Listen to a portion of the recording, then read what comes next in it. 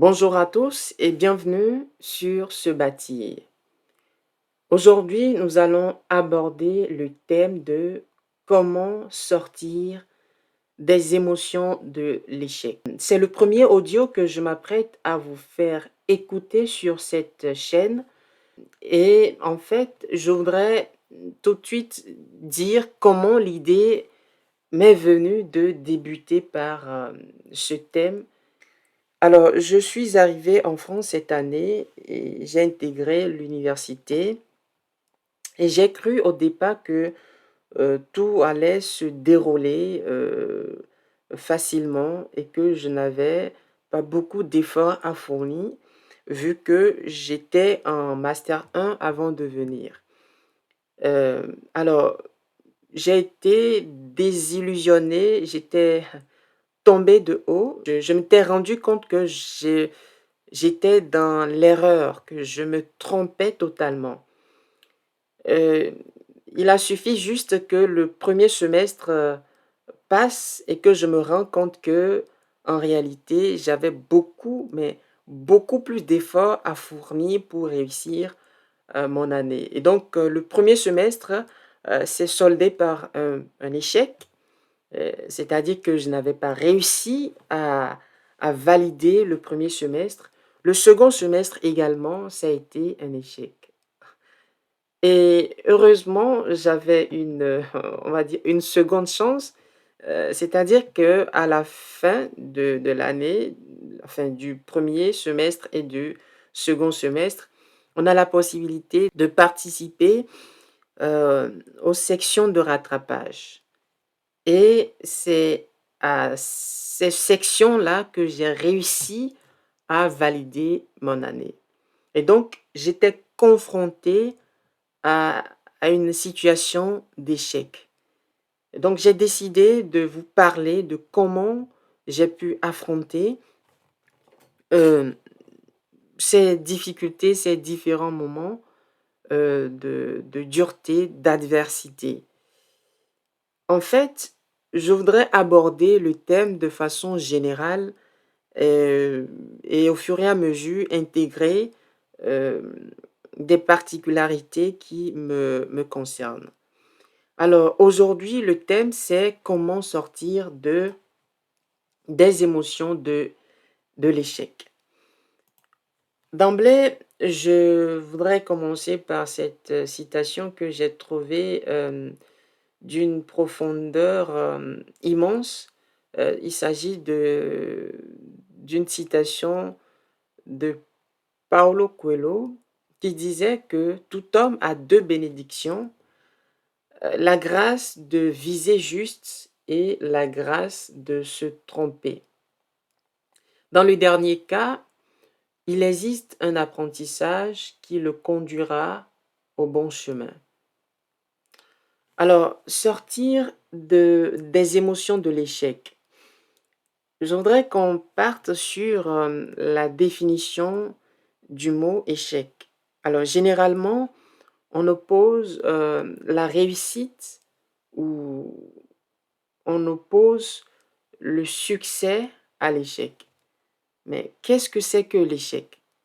À mon avis, c'est la non-réussite d'un projet, c'est, on va dire, la non-obtention d'un résultat souhaité. Et c'est également, à mon avis, l'absence de victoire attendue à un instant T. Mais je pense qu'il faut relativiser car le mot échec est employé même si on réussit en partie un projet. Alors, ce qui veut dire que quand on n'obtient pas un résultat positif pour la globalité d'un projet, on considère que l'on a échoué. Ce n'est pas totalement vrai, à mon avis. Je ne partage pas cette idée ou cette manière de penser l'échec. En échouant, je pense que quelques petites victoires ont été réalisées et dont il faut s'en féliciter. Enfin, je ne fais pas l'apologie du moindre effort, hein, ou du contentement de peu, non, du tout. En fait, ce que j'essaie de faire, j'analyse objectivement le contenu de l'échec. Si on peut qualifier globalement d'échec une situation, n'empêche que la situation dans son ensemble a des sous-situations positives et a également des sous-situations négatives. Mais seulement celles négatives traduisent la non-réussite qui l'emporte sur les sous-situations positives. Et c'est ce qui va finalement donner ce que nous appelons l'échec. Alors, je m'explique. Je prends un exemple d'un étudiant. Cet étudiant, un étudiant qui réussit certaines matières et certaines matières n'ont pas été, si vous voulez, validées. Et il a donc échoué à son examen et il n'a pas eu son année.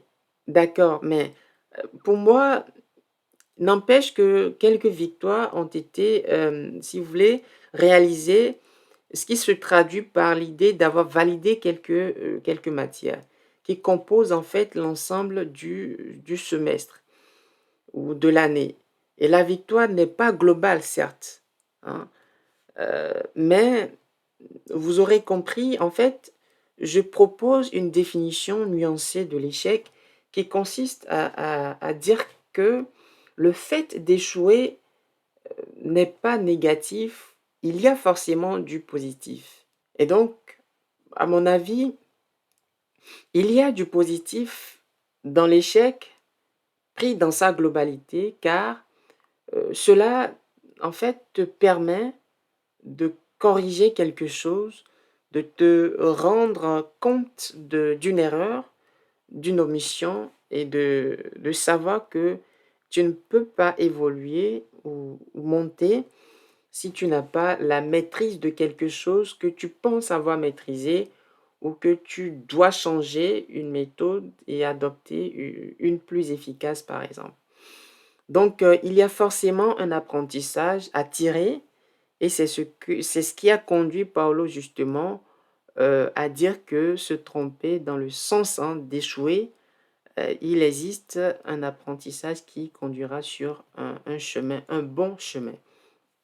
Donc, c'est pour ça que j'ai préféré débuter par sa citation que je trouve tout simplement magnifique parce que ça résume en fait l'idée selon laquelle l'échec n'est pas fait que du négatif, mais il est fait du positif aussi. Maintenant qu'on a mis à nu le terme de l'échec, je voudrais qu'on analyse les conséquences de sa perception et la compréhension de l'échec hein, par celui ou celle qui l'expérimente. Parce que l'échec, il est expérimenté par un être humain, que ce soit une femme ou un homme. Nous allons faire une analyse objective des conséquences et pouvoir tirer, en fonction de l'analyse qu'on aura faite, des pistes de solutions pour sortir de, de l'émotion, des émotions de l'échec. Alors, comment perçoit-on l'échec dans le monde francophone? On cultive à outrance la réussite et ce qui fait que l'échec est perçu exclusivement comme une situation qui ne doit pas arriver. Je, pour moi, on est à un niveau d'inculture de la notion d'échec, de sorte que quand ça arrive, c'est la peur, c'est le monde qui s'écroule autour de la personne qui l'expérimente. Alors que chez les anglo-saxons, dans l'échec, il y a du bon comme du négatif. Et il est même recommandé chez les anglo-saxons d'échouer parce que c'est la plus belle manière d'apprendre chez les anglo-saxons. Et celui qui échoue et réussit après a plus de crédit aux yeux des autres dans le monde anglo-saxon. Et c'est le contraire dans le monde francophone hein, de façon générale. Et donc, tu l'auras compris, la culture de l'échec n'est pas mise en avant dans certaines cultures dans le monde francophone. Et donc quand on expérimente l'échec, tout de suite, on est dévasté. Quand on échoue, on est choqué, on en souffre même et on pense à tout ce qui serait possible, hein, qu'on réaliserait si l'échec ne s'était pas pointé et cela génère en nous des des émotions comme, celle du regret, de la culpabilité, qui sont des émotions qui nous font souffrir, c'est-à-dire des émotions douloureuses. Et la souffrance résulte du fait qu'on n'est pas préparé à échouer. Et parfois, même si on est préparé, quand on est confronté à la violence de la non-réussite, c'est-à-dire de l'échec, on croule sous le poids des émotions. Par exemple, la honte, la frustration, pour ne, pour ne citer que ces deux-là. Et donc, à partir de cette expérience d'échec, on nourrit le doute sur sa capacité de réussir à faire quelque chose, par exemple. On cultive la sous-estimation de soi. Et quand on n'est pas outillé, prévenu, eh bien, le niveau de résilience est faible pour absorber le choc. En fait, le mécanisme qui pourrait s'installer chez celui qui n'est pas préparé, même si celui-ci l'est, c'est la rumination des pensées de culpabilité, de la honte, du fait du regard des autres.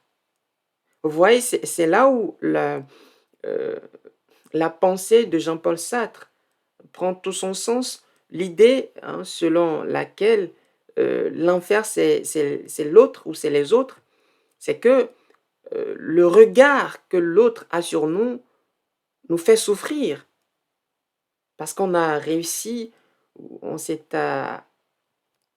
habitué à entretenir une image qui, pour l'autre, est une image euh,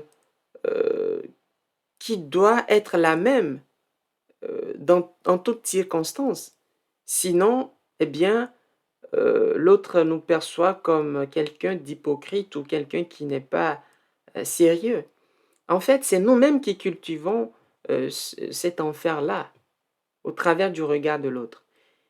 En ruminant, tu génères les émotions dont je viens de parler et elles deviennent des réalités lesquelles prennent des colorations émotionnelles qui te font souffrir. Ce qui se passe dans ton corps euh, quand tu as conscience d'une situation défavorable comme l'échec est que la pensée d'échec provoque en toi des émotions négatives telles que la honte, hein, dont je viens de parler, la culpabilité, la sous-estimation qui affectent ta positivité, du moins qui la diminue. Tu peux être quelqu'un de très positif, hein. Si tu ne comprends pas si tu ne comprends pas ce mécanisme du fonctionnement de ton corps, ta positivité va être en berne. Et si tu ne fais rien, tu vas la perdre à coup sûr. Et c'est normal de regretter, mais je n'encourage pas le regret excessif. Attention, ce qui prend la forme de rumination, la honte et la culpabilité d'avoir échoué, lesquelles émotions alimentent peu à peu l'état de démoralisation, c'est-à-dire une perte d'envie de continuer, c'est-à-dire le sentiment d'infériorité tout simplement. Voyez-vous? Alors, une fois qu'on a réussi à analyser tout ça, comment se manifestent les sentiments d'échec, je voudrais proposer quelques pistes de solutions. Je voudrais proposer 5 pistes de solutions. Comment arriver à rebondir ou à sortir des émotions qui nous font plus de mal que du bien quand on est dans une situation d'échec? Alors, premièrement, on doit comprendre, fondamentalement, on doit comprendre que la vie est faite des hauts et des bas. Il faut avoir conscience que la vie est faite des moments joyeux et des moments douloureux. Une vie sans adversité, sans difficulté sera trop ennuyeuse et ne méritera pas la peine d'être vécue. Imaginez une vie avec du plaisir à tout moment. Elle va être invivable. Enfin, du moins, c'est comme ça, moi, je perçois les choses. Je ne sais pas comment vous percevez les choses, mais une vie sans adversité, sans difficulté, je, je, je, je la trouverais insupportable. Comprends-moi bien, je ne fais pas l'apologie de la souffrance. Simplement, je dis que l'échec doit être perçu comme un défi de la vie. Sans ce défi, sans ce challenge, de manière générale ou sous d'autres formes, on va s'ennuyer terriblement. Donc, c'est normal qu'il y ait des situations d'échec. Ce qui n'est pas normal, c'est de rester passif face à... C'est d'entrer dans l'inertie face à une situation d'échec. En fait, le travail de compréhension est nécessaire. Le travail de comprendre que l'échec, c'est comme un mal nécessaire, est très important. Et, et, et la recherche de la force de se relever a diminué le sentiment de culpabilité et donc de la honte. Donc le début va être difficile, à coup sûr, ça c'est clair. Le début va être difficile, mais tu dois tenir bon et il faut du temps. Deuxièmement, il faut faire confiance au temps. Il faut faire confiance au temps et le temps répare. Pour que ton choc dû à l'échec baisse en intensité, il te faut du temps. Au fur et à mesure qu'il passe, tu reprends le contrôle au moyen des pensées optimistes, enfin au moyen des pensées euh, optimistes que tu t'adresses. Et tu deviens confiant avec le temps. Et donc tout cela pour dire que plus le temps passe, les douleurs vont diminuer en intensité. Le réconfort, la rage de vaincre, l'envie de continuer, de se battre revient peu à peu. Et je recommande fortement la méditation. Euh, tiens, je vous raconte une anecdote. Quand mon visa pour venir en France, pour venir étudier en France, m'a été refusé après des mois de sacrifice, ça a été douloureux pour moi. J'ai traversé un moment extrêmement difficile. Mais dans un autre épisode, je vous en parlerai. Et donc, ce que j'ai fait deux choses principalement qui m'ont aidé. D'abord, j'ai accepté la situation de l'échec et puis j'ai beaucoup pratiqué la méditation pour apprivoiser les sentiments de déception, de frustration et de la honte qui prenaient le dessus sur mes émotions. Donc, méditez beaucoup, donnez voix à la méditation et vous verrez que vous allez peu à peu réussir à dominer le sentiment de frustration, de la honte et de la déception. Et il faut en amont accepter la situation d'échec. Alors, troisièmement, je propose que vous écoutiez régulièrement vos mentors. Écoute tes mentors, ceux et celles qui t'inspirent, ceux qui ont échoué et qui partagent leurs expériences. Je te garantis que c'est réconfortant et rassurant. Et ça te permet de comprendre que tu n'es pas seul à vivre ce qui t'arrive. Certains sont passés par là et que toi aussi, tu dois pouvoir franchir cette étape-là. Donc, il y a des avocats qui n'ont pas réussi d'un coup leur concours d'entrée à l'école d'avocat. Les concours d'entrée dans des écoles d'ingénieurs. Il y a des gens qui ont raté leur concours, mais qui ont réussi à dominer la culpabilité, la honte, la sous-estimation de soi, mais cela grâce à des exercices qu'ils ont réussi à des exercices mentaux qu'ils ont réussi à faire. Il y en a qui ont retenté et qui ont réussi. Des gens qui ont redoublé des classes et qui sont devenus brillants après. Donc le redoublement leur a enseigné des leçons qui leur ont permis, qui leur ont ouvert des portes. Donc l'échec a toujours des enseignements à nous donner. Et donc sachez exploiter les opportunités qu'offre une situation d'échec. Quatrièmement, je pense que vous devez avoir en tête cette phrase: ça n'arrive pas qu'aux autres. Alors, l'idée ici, c'est que tu dois comprendre qu'échouer n'est pas une fatalité. La chose qui doit compter, c'est de se relever pour continuer, corriger le tir. En acceptant d'échouer, tu dois te dire que ça arrive, que ça n'arrive pas qu'aux autres.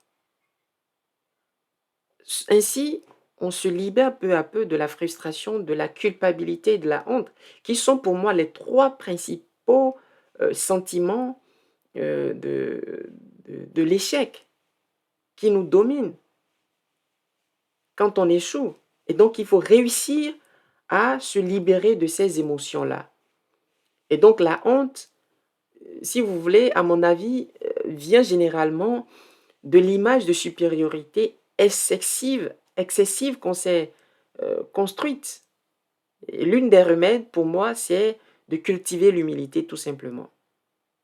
Cinquièmement, pour terminer, l'échec est une véritable source, je crois que je l'ai déjà dit, mais je le redis encore, est une véritable source d'apprentissage, d'amélioration et d'expérience de réorientation sur un bon chemin. Et donc, vous devez, à mon avis, théoriser constamment sur vos propres échecs. Ainsi, vous apprenez, tu apprends à détecter ce qui fonctionne pour toi et ce qui ne fonctionne pas afin de progresser. Vous comprenez? Donc, à chaque fois que vous êtes confronté à une situation d'échec, réfléchissez, théorisez. Voilà, donc, alors pour terminer, j'aimerais citer cette phrase de Ralph Waldo qui disait que pour chaque chose que vous avez manqué, vous avez gagné quelque chose d'autre. Et pour chaque chose que vous avez gagnée, vous perdez quelque chose. Réfléchissez et relativisez votre situation d'échec vécu ou à venir. Quoi dire d'autre? Ce sera tout. Porte-toi bien et à la prochaine pour un autre audio.